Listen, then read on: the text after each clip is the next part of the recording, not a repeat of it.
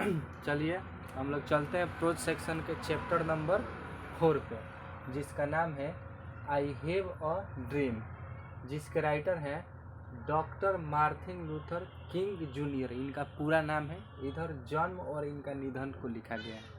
यहाँ पे सबसे पहले आपको बता दें कि यहाँ पे देखिए कोना में लिखा है VVI एग्ज़ाम 2025 के लिए।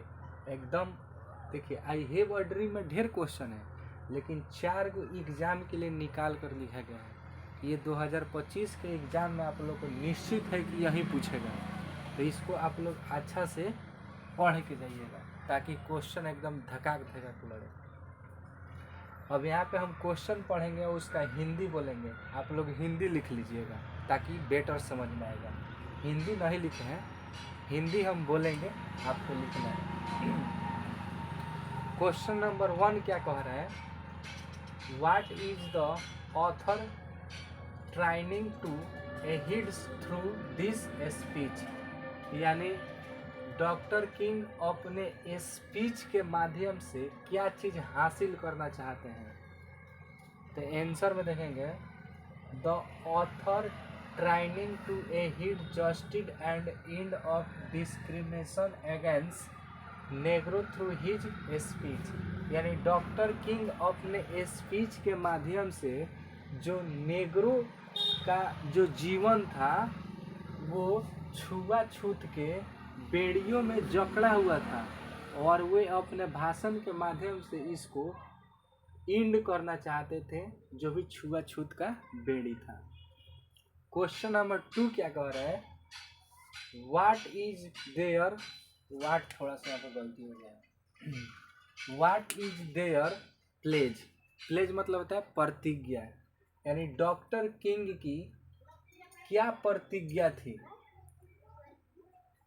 अब इसका आंसर पढ़ते हैं, their pledge is that they will always march ahead until the don't go their right of freedom, यानी डॉक्टर किंग की प्रतिज्ञा यह थी कि वे लोग एक दिन, यानी जो नेग्रो समुदाय के जो लोग हैं उनको एक दिन आज़ादी मिलेगा, ठीक, और वे अहेड यानी आने वाले समय में आगे बढ़ेंगे।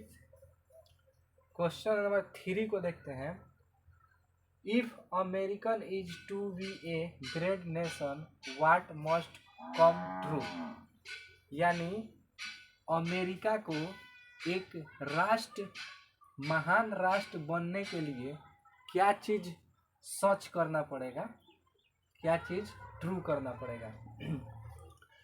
तो if American want to be a great nation, यानी अमेरिका को एक महान राष्ट्र बनाने के लिए, देन राइट फॉर फ्रीडम, यानी आज़ाद करना पड़ेगा, must be give to negro in America, यानी अमेरिका में जो नेग्रो समुदाय के लोग हैं उनको एक दिन आज़ाद करना पड़ेगा। नेग्रो मतलब होता है काले रंग के जो लोग होते हैं उन्हीं को नेग्रो कहा जाता है। तो अमेरिका में आप लोगों को काले और गोरे लोगों में बहुत ज़्यादा फर्क था। काले और गोरे लोग एक साथ नहीं बैठ पाते थे, और जो डॉक्टर किंग थे ये नेग्रो समुदाय के थे, यानी काले रंग के थे, तो वे उस भेदभाव को ये मिटाना चाहते थे और उसी को एक चैप्टर में लिख दिया। अंत में इन्होंने उस भेदभाव को मिटा दिया, डॉक्टर किंग ने। बहुत ही महान व्यक्ति थे ये, महात्मा गांधी के बताए हुए बातों पर चलते थे। क्वेश्चन नंबर 4 देखते हैं, what Martin Luther says about the life of Negro, यानी मार्टिन लूथर किंग नेग्रो के जीवन के बारे में क्या कहते हैं। तो doctor king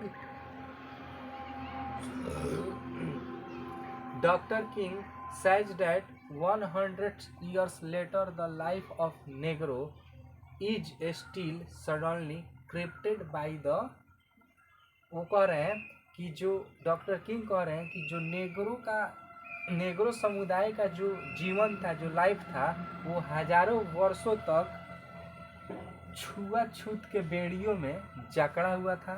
the mention of nation and the chance of discrimination.